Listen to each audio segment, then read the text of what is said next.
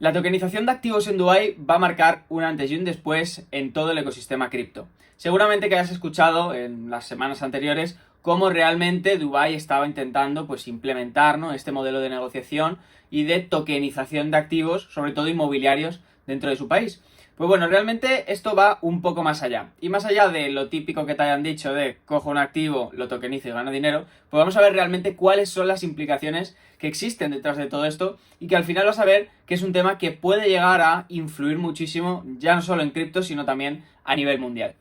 Es importante destacar en todo esto, y a lo largo de todo el vídeo que vas a ver, que al final la tokenización no deja de ser un instrumento más con el cual nosotros vamos a tratar, por así decirlo, de digitalizar algo que ya existe, en este caso un bien inmueble, simplemente lo vamos a poner una identidad digital, de tal manera que sea como más sencillo encontrarlo. Si se produce algún tema de falsificación, se va a poder solventar con blockchain, etcétera, etcétera, etcétera. Pero digamos que en un contexto un poco más amplio, realmente la tokenización no es más que papeleo y burocracia que básicamente tienen que resolver entidades como por ejemplo los abogados, los notarios, etcétera, etcétera. Es decir, saber exactamente a quién le corresponde la propiedad en caso de ser un activo digital. Pero lo que es el proceso de tokenizar realmente no es algo tan complejo. Puedes coger un NFT, ¿vale?, y crear una réplica de algo y ya dices que está tokenizado y ya te valdría, ¿vale? Pero realmente no es así, sino que tiene un componente legal muy, muy importante. De ahí esa complejidad que tiene esto. Así que realmente donde va a entrar en juego todo este sistema de la tokenización, más allá de lo que ya conocemos, pues es sobre todo en ser capaces de generar más flujo de caja. Tú quieres dinero y yo también, eso es una realidad. Segundo, crear modelos de negocio más generalizados que permitan a mucha más gente llegar. Reducir las barreras de entradas, que es algo que realmente existe y es un problema en el sector inmobiliario. También aumentar la eficiencia y la transparencia gracias a blockchain, pues en todo lo que son las operaciones, en este caso inmobiliarias, que llevan pues una serie de complejidades intrínsecas. Y luego conceder más poderes a los inversores, no solo con títulos de uso de tú puedes usar este inmueble o tú tienes derecho económico, sino que tengas tú realmente un uso real. Cuando tenemos todos estos elementos, pues me parece a mí que podemos construir muchísimo más. Es decir, dejamos a un lado un poco esa palabra de tokenización y utilizamos algo más usable. Algo que nosotros podamos utilizar realmente. No solo, como digo, un derecho a recibir dinero, sino un derecho de que yo también poseo ese token.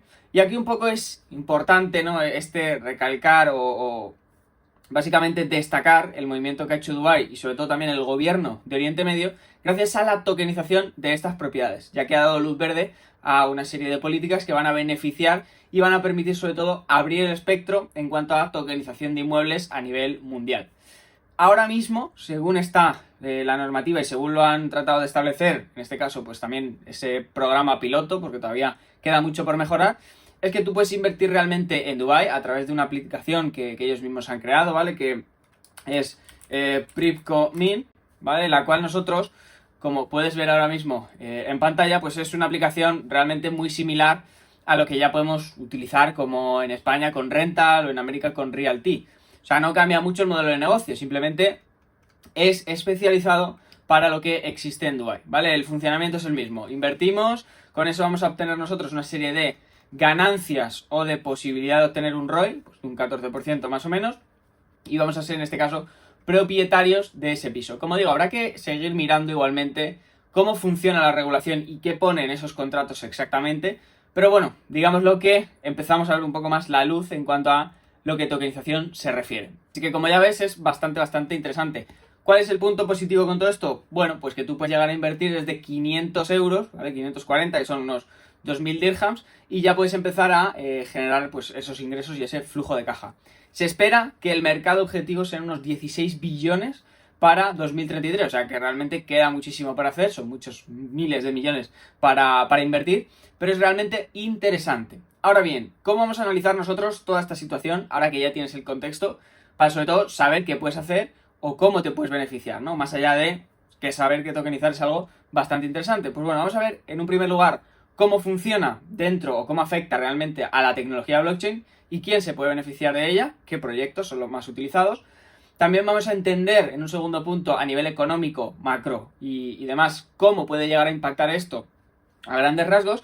Y por último vamos a ver quién se lleva esta parte del pastel, ¿no? Quiénes son los principales beneficiarios de todo ello y si nos puede ser útiles o no el conocer o tokenizar pues en este tipo de países, este tipo de instrumentos financieros, etcétera, etcétera.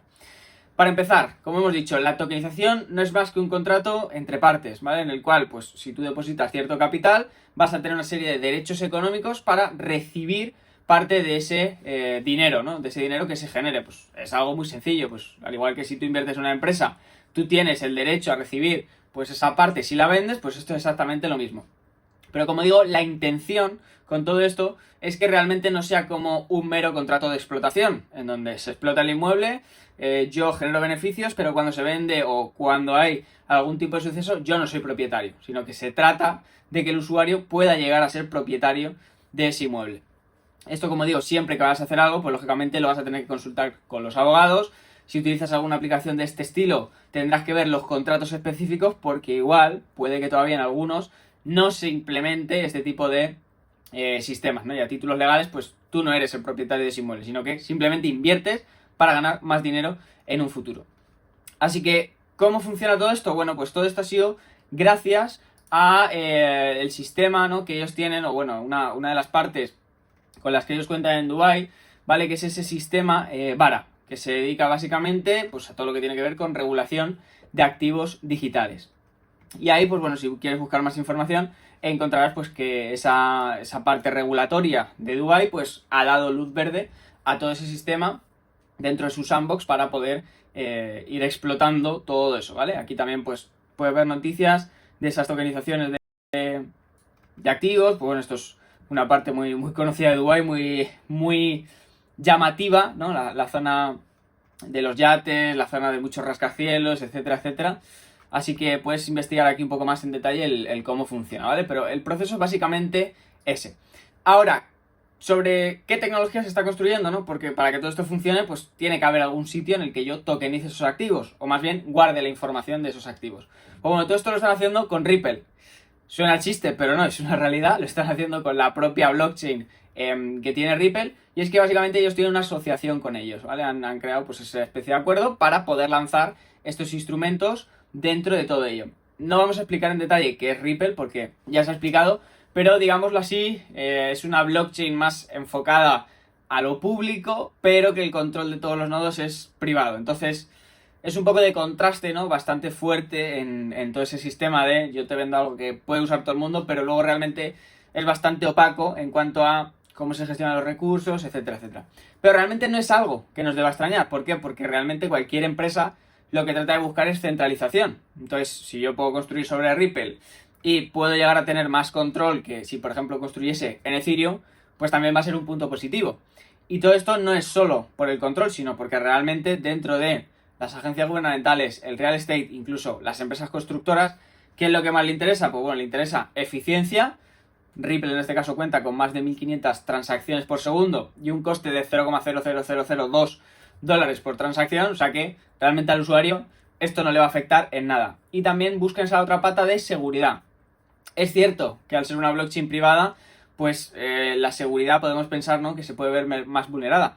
Sí, es cierto, pero también es mucho más escalable, mucho más efectiva en ese punto de seguridad porque solo lo controlan unos pocos. Entonces, digámoslo así, es más fácil cambiar las reglas del juego si en este caso, pues el país o el proyecto en sí lo necesitases. Así que realmente así es como van a empezar a operar con la blockchain de Ripple. Y no vamos a ser tontos, Ripple de aquí también se lleva capital porque lógicamente son proveedores de ello. Así que debemos dejar de ser ingenuos y creernos que ninguno de estos va a sacar beneficio de todo ello.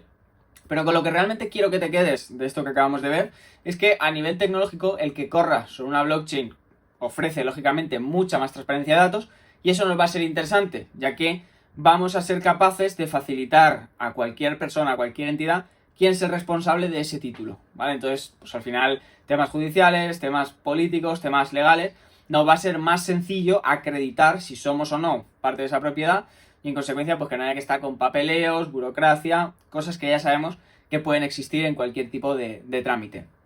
No debemos olvidar también que Ripple, al ofrecer esto, se lleva un beneficio no solo económico, sino también a nivel de autoridad. Pues lógicamente, si yo soy capaz de entrar con una empresa, o en este caso con un país que tiene muchísimo dinero y voy a ser yo quien lo haga, pues los pactos a nivel regulatorio van a ser mucho mejores para él, va a poder obtener mucha más eficiencia, ¿no? En cuanto a, pues, si necesitan hacer cualquier otro tema con el gobierno, ya conocen a Ripple, entonces le van a abrir mucho más las puertas.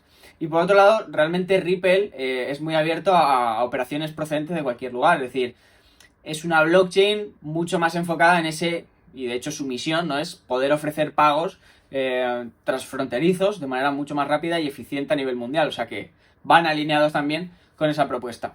Y se estima realmente que el primer piloto que ya han hecho, hay inversores de unas 44 nacionalidades diferentes y más del 70% de ellos no habían hecho nunca antes una inversión en Dubái a nivel inmobiliario. O sea que realmente se ve que existe cierto interés, ¿no?, por tanto la utilización de Ripple como lo que es la utilización de esta tokenización inmobiliaria. Así que bajo mi punto de vista también, sin ser una recomendación de inversión, me deja una ventana bastante grande a creer que Ripple puede ser, pues, un buen actor de cara a futuro en cuanto a poseerlo en nuestra cartera, con un gran soporte de usuarios en este caso. Y además de ello, un punto a tratar interesante es que si tú realmente tienes una vía muy grande y a nivel regulatorio estás muy bien visto por países como Dubái, pues realmente a ti te va a ser mucho más sencillo que otros países en los que podías estar baneado, bloqueado, o que tu imagen no fuese la mejor, como por ejemplo en Estados Unidos con la SEC, pues igual ya se relajan un poquito. ¿Por qué? Porque dicen, bueno, si están haciendo pactos con Dubái, pues a nosotros también nos va a interesar, porque si no van a tener ellos todo el control, ¿no? Entonces, al final también le puede ayudar mucho a Ripple a cómo beneficiarlo. Ahora bien, ¿deja esto fuera a otros proyectos de RWA? ¿Vamos a ser capaces, o Ripple en este caso va a tener un monopolio completo? Bueno, realmente no creo que sea así, y realmente si analizamos pues un poco cómo están las métricas a nivel RWA global, no solo de inversión inmobiliaria, vemos que realmente Ripple es una más dentro de todo este ecosistema, pero que si hacemos un poquito de vista en cómo funciona, pues nos encontramos con que la blockchain de Ethereum sigue siendo la más potente a día de hoy, ¿no? Y eso sin contar, como estás pudiendo ver aquí, las L2 secundarias, ¿vale? Que es un punto muy muy interesante, es decir, a pesar de que Ethereum tiene las L2 que les podrían estar proveyendo mucha más cantidad de tokenización de dinero, principalmente porque sus fees son más bajas, como un Polygon, como un Zcash, realmente estamos viendo que la gente a nivel tokenización está apostando más por Ethereum, con casi 8 billones de dólares, ¿vale? Entonces es mucho cantidad de dinero para lo que existe, o sea que realmente no pienso que vaya a ser, al menos en el corto plazo, que toda la tokenización vaya a pasar por Ripple, ni muchísimo menos. Así que Ethereum todavía, lógicamente, sigue siendo un actor muy importante, sobre todo por el nivel institucional, la seguridad que ofrece y el tiempo que lleva en activo, ¿vale? O sea que al final siempre va a aportar una mayor visión a largo plazo Ethereum a día de hoy que Ripple. Si lo comparamos pues con otros, pues estaríamos viendo que Ripple más o menos se encuentra en el puesto número 11, ¿vale? Con unos 4 proyectos más o menos y con unos 116 millones, o sea, muy lejos del 60% de mercado que tiene en este caso Ethereum. O sea que bueno, ya hemos visto, ¿no?, que esa parte interesante. Puede ser también analizar cómo funciona la competencia y en este caso sí puede ser interesante invertir en productos tokenizados en redes por este efecto de la tokenización, ¿vale? Entonces, algo que creo que sí que debemos de ser conscientes es que es un mercado que va a tener muchos billones de dólares. El inmobiliario mueve muchísima cantidad de dinero, ya lo sabemos. Entonces, es importante que a nivel de seguridad y de smart contracts, lo que es la red de Ripple, se mantenga muy fuerte. ¿Por qué? Pues porque si no lo hace, vamos a poder ver una posible fuga de capital muy grande y al final que existe una bola de nieve. Lógicamente, estamos tratando con billones de dólares. Si un billón se pierde por el camino o un millón, ¿qué va a hacer la gente? Pues va a decir, oye, yo me voy a ir de aquí porque yo no quiero perder esa cantidad de capital. Entonces, muy importante siempre que monitoreemos esas posibles fugas de capital y el cómo se va manejando la información. Y sobre todo, algo que para mí es como un mantra, ¿no? Cuando empiezas a ver también que la gente, que cualquier persona te diga el típico comentario mientras estás tomando algo, oye, me he comprado una casa en Dubái por 2.000 euros. Pues ahí ya sabes, ¿no?, que realmente el impacto que está teniendo todo este sistema de la tokenización, pues es un hecho, es una realidad. ¿Por qué? Porque vas a empezar a ver a gente que no tiene mucha idea sobre el tema diciéndote, pues, este tipo de cosas y de barbaridades en ciertos momentos. Así que a nivel tecnología y a nivel funcionamiento ya sabemos y entendemos un poquito cómo funciona toda esta parte de la tokenización y el impacto que puede tener. El segundo punto que vamos a tratar es cómo afecta todo esto a nivel macroeconómico, ¿no? ¿Qué impacto tiene a nivel mundial esta noticia? La tomamos simplemente como, pues en Dubái está todo ok, perfecto, como siempre ha sido, dinero en Dubái, pues es lo lógico, ¿no? Pero realmente todo esto va más allá de todo eso, más allá de ese punto económico solo en Dubái. Y es que tenemos que analizar 3 factores importantes. El primero son los países, cómo afecta esto al resto de países que existen. Segundo, cómo afecta a nivel bancario, ¿vale? ¿Quién se va a ver beneficiado y quién no? Y tercero, ¿cómo puede llegar esto a afectar a diferentes modelos económicos que ya existen a día de hoy, ¿vale? Desde el punto de vista de los países, un hecho clave es que realmente estamos viendo cómo Dubái y todo lo que son los Emiratos Árabes se están posicionando en el mundo a nivel hub tecnológico. Es decir, quieren ser los principales potenciadores de tecnología, de IA, de Big Data, todo lo que tenga que ver con tech, pues se están invirtiendo millones y millones allí. Esto principalmente porque saben que en 2030 pues las agendas de los gobiernos y demás quieren reducir mucho el petróleo y no van a ser la principal potencia mundial por petróleo, sino que quieren buscar otras alternativas de capitalización. Con este movimiento, por lo tanto, lo que se va a conseguir es que a nivel de infraestructura también crezca mucho más todo, es decir, que se atraiga el capital. Si yo quiero ir a algún sitio a construir algo tecnológico, ¿dónde voy a ir? A Dubái, a Qatar, a Emiratos Árabes de no sé dónde. ¿Por qué? Pues porque sé que ahí está el dinero y que hay muchísimo potencial tecnológico. Con ello, lo que se va a ver es que el dinero va a crecer, va a haber más capital, su economía y su inversión crecerá y se volverá económicamente mucho más potente. Ya no será Dubái, ahí pasan cosas, sino será Emiratos Árabes, ahí suceden cosas, se toman decisiones importantes. Y creo que es interesante también en todo esto, dentro del país y hablando de tokenización inmobiliaria, ver cómo va a ser el impacto entre la oferta y la demanda. ¿Por qué? Porque estamos acostumbrados a esa necesidad, ¿no?, de ir construyendo de manera progresiva. Pues lógicamente, si tengo 1000 personas que quieren venir a Dubái, pues tendré que construir 1000 apartamentos para poder llegar a ese equilibrio y suplir demanda y oferta. ¿Qué pasa? Que si hay muchísima entrada de capital dentro de todo lo que es la tokenización de este tipo de activos, que yo pueda invertir, por ejemplo, desde España en un sitio en Dubái, ¿qué pasa? Pues que puede que sí, que se capte muchísimo capital, pero que realmente cuando se ejecuten ese tipo de operaciones, de ventas, etcétera, etcétera, la oferta sea tan grande que la demanda realmente no se vea interesada o que tú te puedas quedar atrapado con todo ese capital. No es la primera vez que esto sucede, te dejo aquí en pantalla pues también una ciudad, ¿no?, que en este caso tenía un poco la misma idea de crear una zona cosmopolita, algo súper top, y que realmente ahora no vive nadie. Es una ciudad abandonada en la que se invirtieron millones y millones de euros y que no hay nadie viviendo allí, ¿vale? O sea que hay que tener mucho cuidado también con pensar que porque haya tokenización, pues meto dinero y saco millones de euros, ¿vale? O sea que es algo muy muy interesante que tenemos que tener en cuenta. Así que, ¿cómo va a afectar esto a la presión? Pues bueno, realmente no se sabe muy bien. Sí que es cierto que a corto plazo, pues la tendencia es que vaya a haber mucha más gente que quiere ir a Dubái, que invierta en Dubái, porque es un sitio, pues, lógicamente muy lujoso, ¿no? Entonces, es muy, muy interesante. La pregunta también que yo me hago con todo esto es, ¿hasta qué punto interesa a este tipo de países que esa oferta a largo plazo pueda llegar a ser tan amplia? ¿Por qué? Porque realmente nosotros lo estamos viendo como un país del lujo, como un país en el que yo voy a crecer.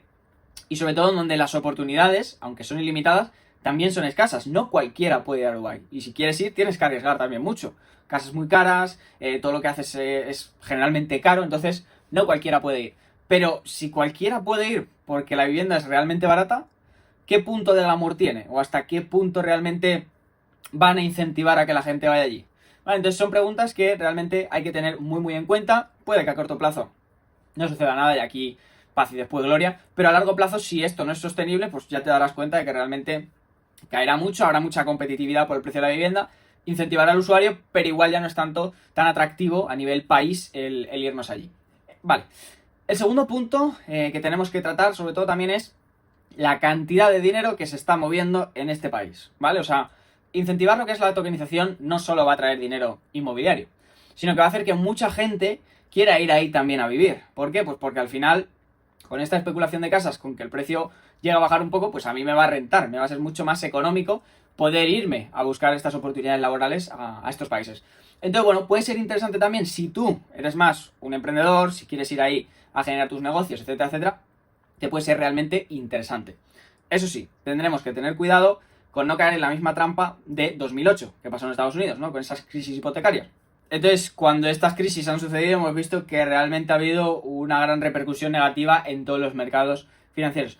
Y es muy importante, el efecto bola de nieve que se puede provocar por algo tan simple como una burbuja especulativa es muy, muy elevado. Y te voy a explicar el porqué. Imagina que muchísima gente empieza a entrar con capital en estos sitios a comprar una vivienda, ¿no? Que tú entras, tienes tus, imaginémonos, 50.000 euros en el banco, los transformas en USDT, USDC, lo que sea, para invertir en esta propiedad.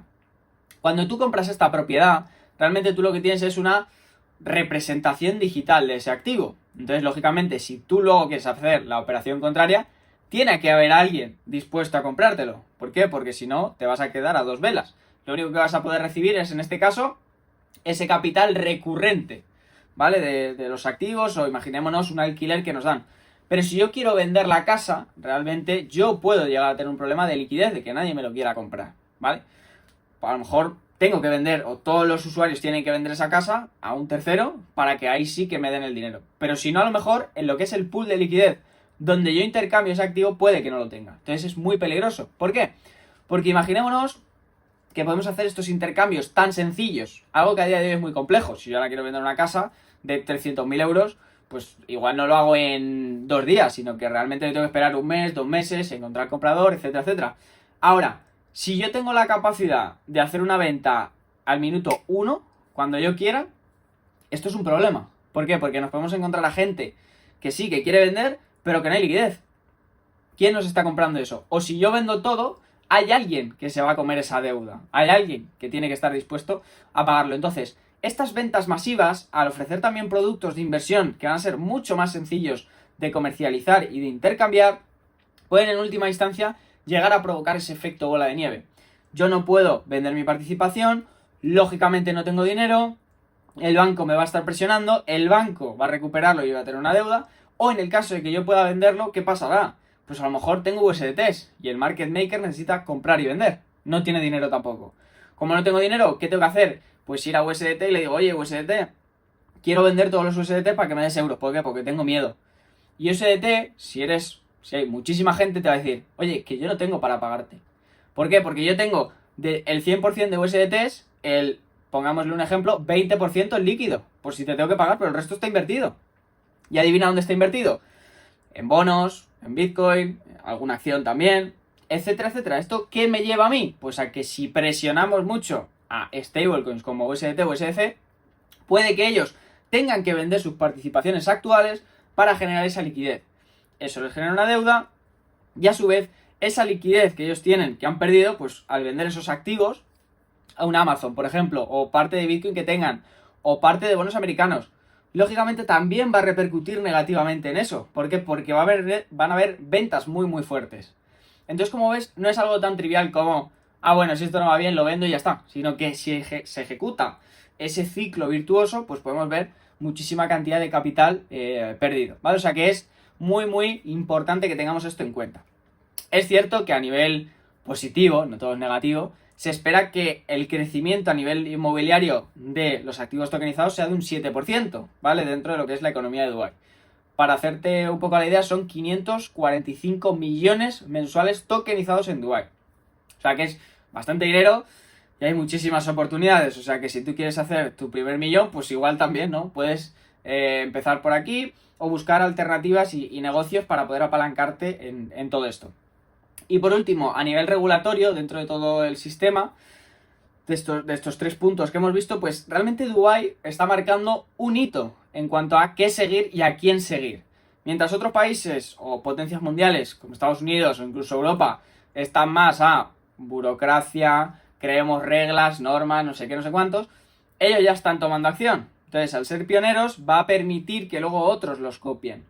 Vale, entonces al final también eres a nivel macro, pues un referente mundial, tienes tu autoridad, etcétera, etcétera, ¿no? O sea que es muy muy importante y el resto te puede seguir, incluso tú te puedes beneficiar de ellos. ¿Por qué? Pues porque al final te tengan que comprar a ti ese tipo de activos. Y actualmente los organismos que han facilitado todo esto dentro de los Emiratos, para que simplemente lo tengas en cuenta, pues son 4. Por un lado tenemos lo que es Abu Dhabi Global Markets, que lo que permite sobre todo, o en lo que está mucho más enfocado, es en todo lo que son servicios de préstamo, staking, etcétera, etcétera, esa parte de los activos digitales. Luego está el DIFC, ¿vale? Que es básicamente Dubai International Financial Center, que es el que se encarga, por así decirlo, de todo lo que tiene que ver con la regulación y el régimen de tokens criptográficos, ¿vale? Pues las actividades que se pueden hacer y las que no. Y luego también tendremos VARA, que ya hemos hablado de ella, que es la entidad que va a regular todos estos activos digitales. Y por último también el Dubai Land Department, ¿vale? Que como ves, pues es una agencia que se encarga exclusivamente de todo lo que tiene que ver con el elemento inmobiliario dentro de Dubái. Y todo lo que conlleva pues el registro de hipotecas tokenizadas, etc, etc, etc. O sea, están encargados de ello y ahora se han metido para ayudar en toda esa parte de regulación entre todo esto. Y ahora bien, ya que hemos entendido cómo va a afectar a los países y cómo funciona su tecnología, no debemos de olvidar un segundo ente, que son los bancos. Los bancos dentro de todo este ecosistema, ¿qué pasa, no? ¿Qué hacen con ellos? Pues bueno, realmente es muy sencillo, ¿vale? Y el fundamento principal es que por mucho que tú quieras, vas a pasar por un banco, ¿vale? Si lo quieres hacer antes o después, me da igual, vas a pasar. Al no ser que cometas actividades ilícitas, si tú en algún momento quieres vender o quieres hacerlo efectivo para tu día a día, pues no vas a poder hacerlo de otra manera. Entonces, esto sobre todo abre la puerta a dos casos de uso fundamentales, como son, por un lado, que lo que es la banca tradicional, lo que estamos acostumbrados a ver en un banco normal, pues ellos vayan a poder vender pisos también tokenizados, incluyéndolo dentro de su cartera de negocio, ¿vale? O sea que al final también ellos van a estar puestos en esto y no son tontos, porque ahí hay dinero de por medio. Entonces pueden vender estos productos tokenizados y con ello, pues, obtener una pequeña comisión, o inclusive también, pues, estar conectados con estas entidades tokenizadoras para poder venderla a través de ellos. Y no dejarían de ser un intermediario más. Todo eso que se trata de eliminar con blockchain, pues bueno, vuelven los bancos otra vez y te meten esa capa. No digo que sea, digo que puede llegar a pasar. Y también, pues, si tú estás preparado para ello, va a ser un beneficio también mucho más grande. ¿Por qué? Porque vas a poder apalancarte y tarde o temprano la tokenización va a llegar a los bancos, vas a tener que saber cómo vender esos productos, etcétera, etcétera. O sea que también te dejo un tip si te quieres beneficiar de este tipo de cosas. Y por otro lado, y lo más importante, ¿cómo gana dinero el banco? Pues generalmente con los tipos de interés, ¿no? Con ese capital que a ti te prestan, ¿para qué? Para que tú luego se lo pagues y le pagues unos intereses, etcétera, etcétera, etcétera. Entonces, bueno, al final ellos lo que van a hacer es poder reevaluar esos tipos de interés. ¿Por qué? Porque aquí no estamos ya vendiendo casas, sino que estamos vendiendo casas tokenizadas. Parece una tontería, pero realmente hay un fundamento mucho más importante detrás de todo esto. Y es que los activos digitales también pueden conllevar una serie de riesgos inherentes, ¿vale? Al final esto es un scoring. Dentro de ese scoring a ti te ponen como, pues, el nivel de endeudamiento que puedes tener y si eres más o menos válido para ello, ¿no? Digámoslo así, te clasifican dentro de un marco y en base a ello, pues, tendrás tus comisiones, tendrás tus tipos de interés que pagar, etcétera, etcétera. Pues esto es lo mismo. Ahora bien, ¿cómo se evalúa realmente a una empresa de este estilo o a muchos holders que estén comprando un activo tokenizado? ¿Cómo le damos ese riesgo crediticio si buscamos financiación? O realmente cómo podemos llegar a hacer esa evaluación, ¿no? Como sucedió en 2008, con esa gran especulación que hubo a través de realmente contratos y créditos que eran una basura, que no valían para nada. Pues esto es un poco similar, ¿vale? Entonces creo que es interesante que se evalúe más en detalle toda esa pata acerca de cómo realmente se evalúan o cómo podemos darle una connotación a estos activos nuevos que están saliendo. Al final, pensémoslo, sí, podemos dar, imaginémonos, queremos comprar una casa, os reunimos 7 y ponemos todos los 100.000 euros. Ok, ahí lo estaríamos comprando directamente. Pero puede que no siempre sea así. O puede que incluso el dinero que nosotros metamos a la constructora para crowdfunding o lo que sea, pues no esté completo y tengamos que apalancarnos en un banco. Y ahí es donde el banco va a pedir esos avales, esas capacidades de solventar pagos, etcétera, etcétera. ¿Y quién dará la cara? Pues eso será un poco lo que haya que evaluar dentro de todo esto. Y por último, algo súper interesante dentro de este segundo punto tan grande es cómo puede llegar a modificar diferentes modelos de negocio. Conocemos el Airbnb, seguro que todos pues o hemos ido a uno o tenemos uno alquilándose, etcétera, etcétera. ¿Cómo podemos llegar a arrendar o hacer de esta industria tokenizada dentro de Airbnb? Puede que sea un gran caso de uso. A mí se me ocurre, por ejemplo, pues que las personas se puedan reunir para construir un inmueble tokenizado, pero que a su vez actúe como Airbnb. Es decir, que tú puedas reservar en la propia aplicación de Airbnb, pero lo que son los retornos los puedas llegar a recibir en cripto. Sería algo un pelín complejo, pero no me extrañaría que esto empezase a suceder.